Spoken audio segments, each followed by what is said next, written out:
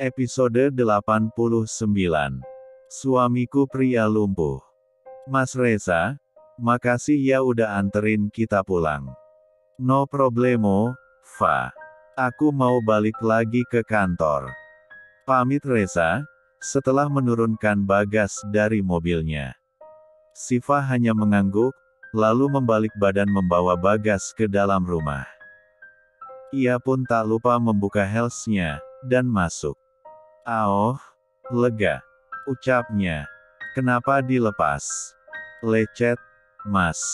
Perih banget rasanya, nih," jawab Siva dengan menunjukkan ujung kelingking kakinya.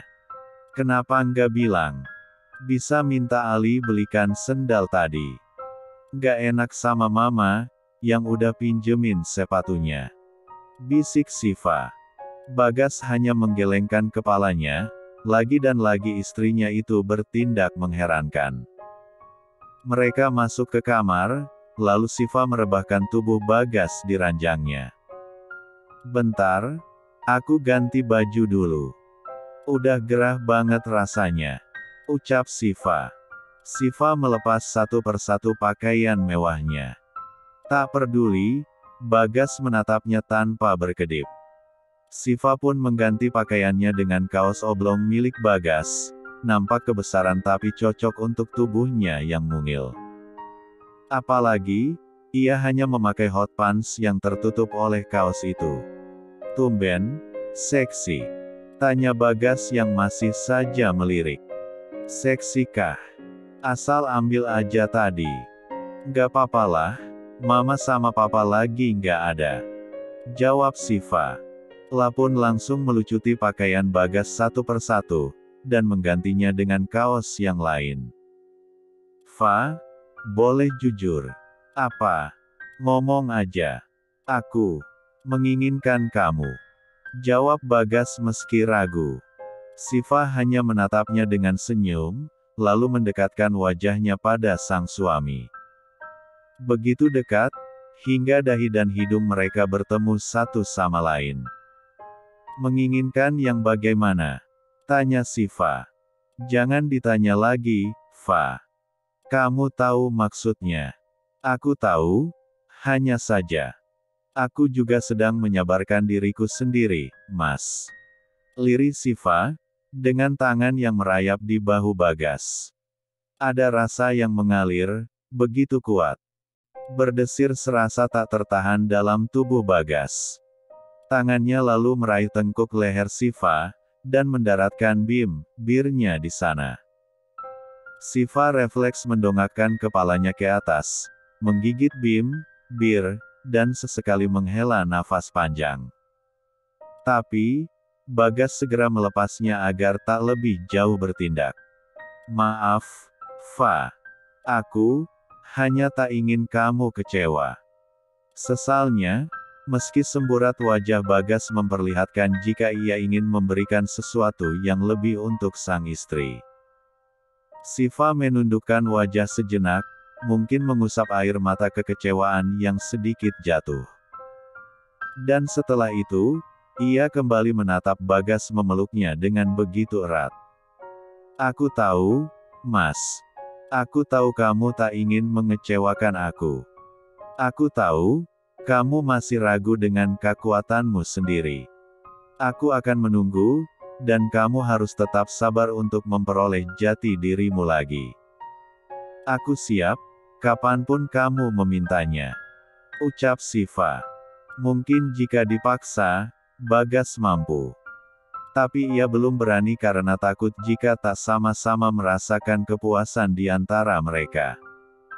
Karena dalam kondisi ini, memaksa pun hanya Siva yang akan aktif kala itu. Siva beralih merebahkan diri di sebelah Bagas, lalu miring memeluk tubuh suaminya. Berbantal lengan Bagas, dan kaki Siva naik di atas perut Bagas. Ujian kesabaran mereka adalah, ketika hasrat ingin, namun tubuh belum mampu. Dan hanya dapat menahan lebih lama lagi. Di butik Mama Ayu, rombongan sedang mengadakan arisan di sana. Mereka berbincang dengan santai dan ramah seperti biasa. Hingga seseorang mulai mempertanyakan Bagas padanya. "Jeng Ayu, gimana anaknya?" "Bagas. Baik, alhamdulillah. Tapi, belum bisa jalan," jawabnya. "Loh, kok nggak sembuh-sembuh? Apa yang kurang?" Padahal istrinya perawat. Iya, istrinya perawat.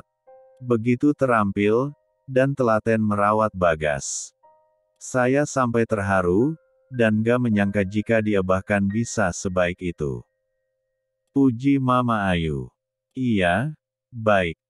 Tapi kasihan, tak dapat merasakan indahnya pernikahan. Malam pertama aja belum kayaknya. Udah nikah berbulan-bulan, jangan-jangan masih perawan." Ucapan dan pertanyaan biasa sebenarnya, tapi terasa begitu menusuk dalam kondisi saat ini. Mama Ayu yang sudah berusaha tak ambil pusing dengan itu, kini harus diingatkan kembali oleh mereka yang begitu dekat dengannya. Episode 90. Posisi kini telah berubah. Bagas yang memeluk Siva dari belakang dengan erat seolah tak akan pernah ingin melepasnya sedetik pun. Hingga Siva terbangun ketika azan Asyar tiba. Ia pun membuka mata, dan meminta Bagas untuk bangun bersamanya. "Mas, bangun, Mas. Udah sore." Tapi Bagas tak langsung bangun. Lah justru memeluk Siva semakin erat. Semakin Siva berusaha lepas, Bagas semakin mendekapnya. "RGH, bangun udah. Sore." Elak Siva, berusaha melepas pelukan Bagas. "Nggak mau.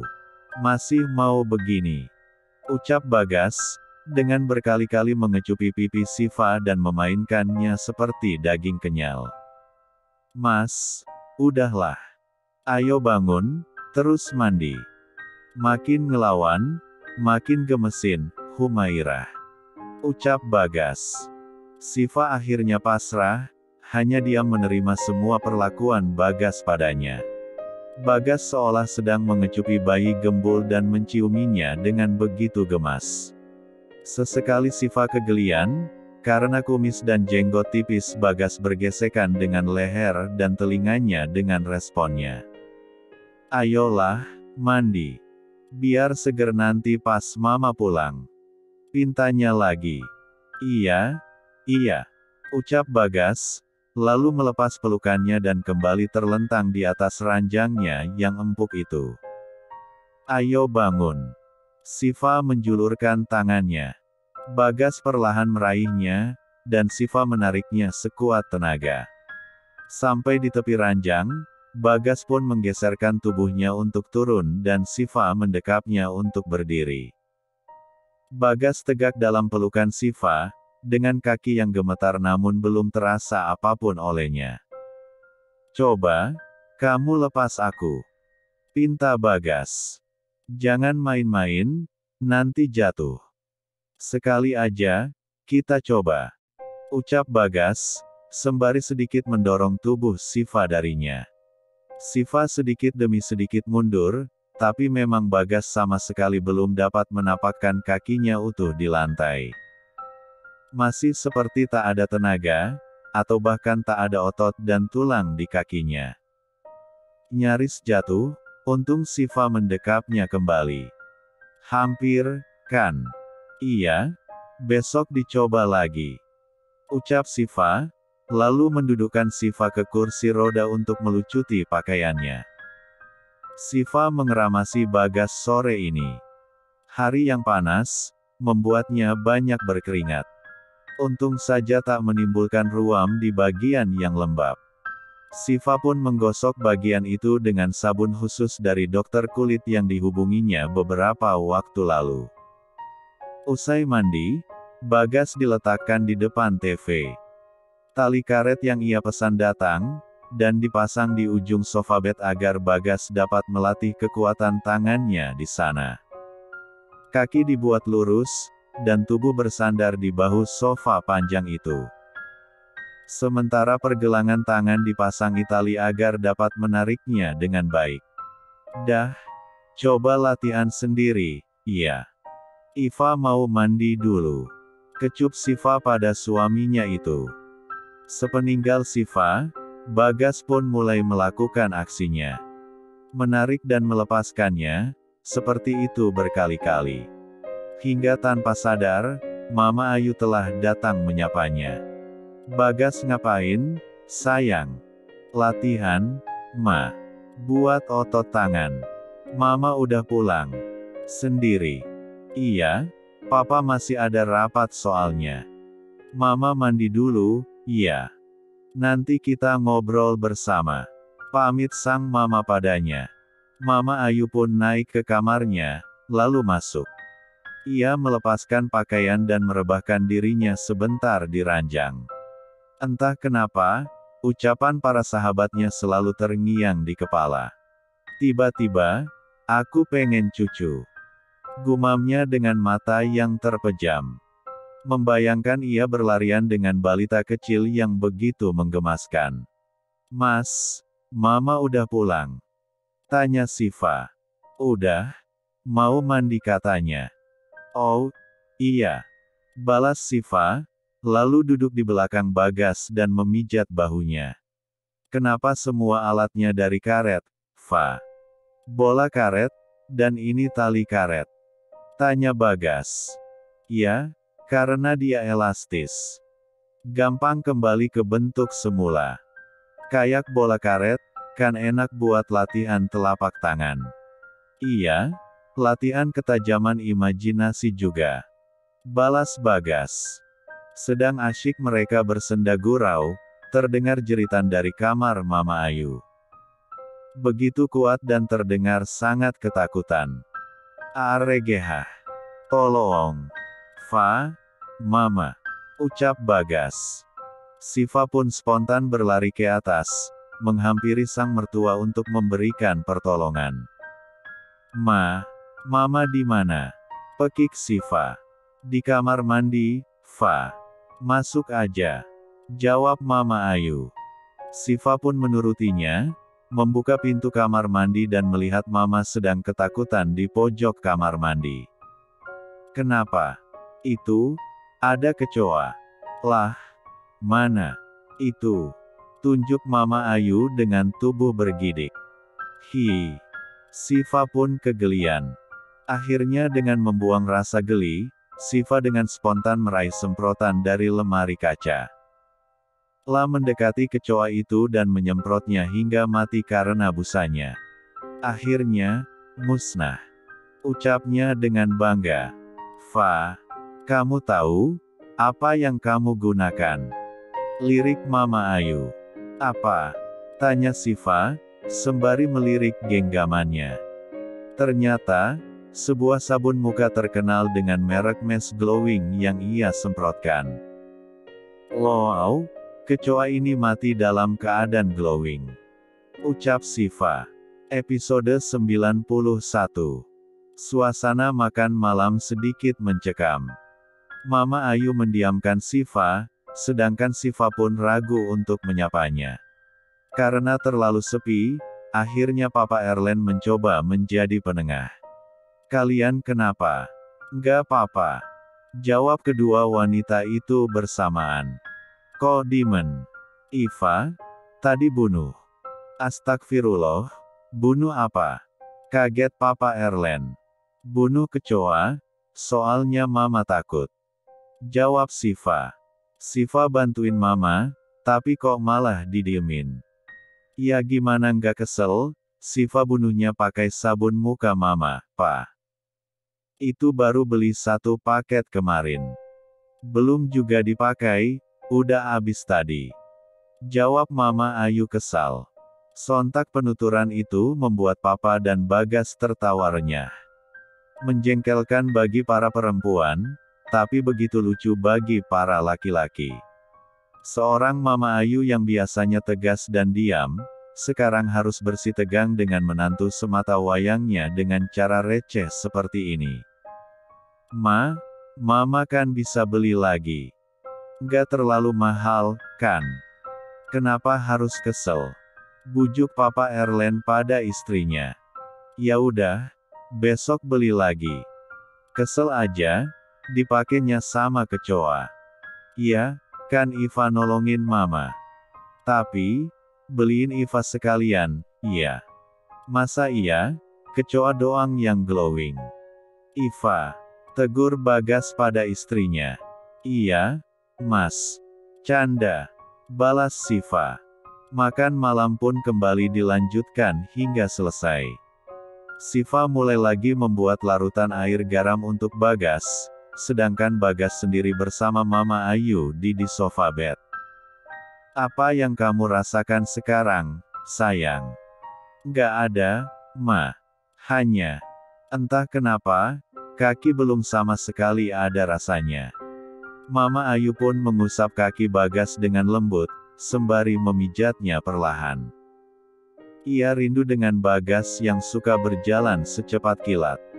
La rindu, dengan ketangkasan Bagas. La pun rindu ketika Bagas menemaninya belanja bulanan di mall. Sabar, sayang. Kita akan usahakan, bagaimanapun caranya.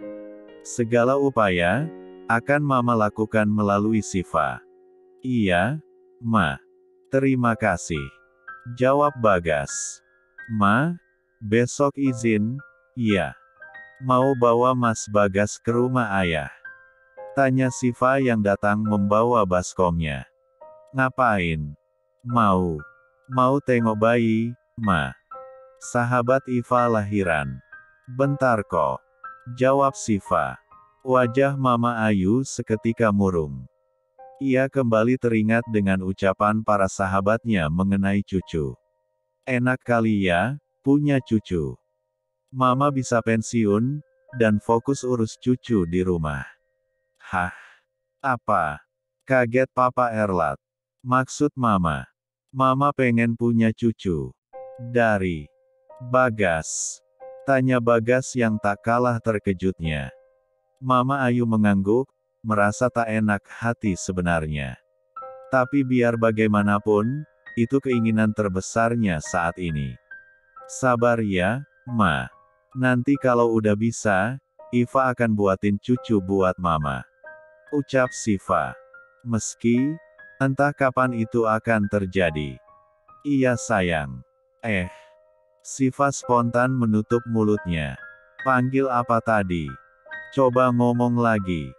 Tanya Bagas dengan wajah berbinar. Enggak ngomong apa-apa. Keceplosan. Coba ngomong lagi, aku mau dengar. Goda Bagas, berusaha membuka tangan Siva. Siva terus menggeleng, meski Bagas terus berusaha membuka mulutnya.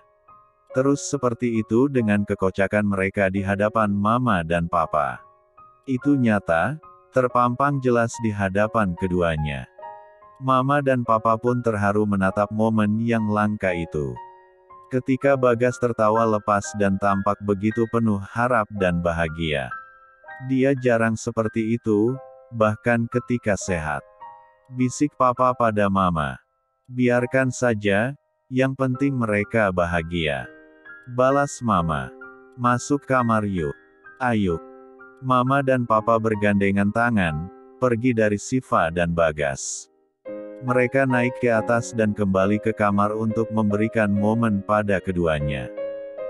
Fa, ngomong lagi, aku pengen denger. Rengek Bagas.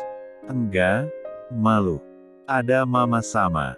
Loh, mereka kemana? Siva kehilangan mertuanya. Nah, udah nggak ada. Ayo, ngomong lagi. Ayolah, please. Sayang. Apa sayang? Ucap Siva manja. Bagas kembali tampak merona. Senyumnya merekah bagai bunga teratai di tengah kolam yang jernih. Pemandangan yang indah. Batin Siva. Sampai jumpa di bab selanjutnya.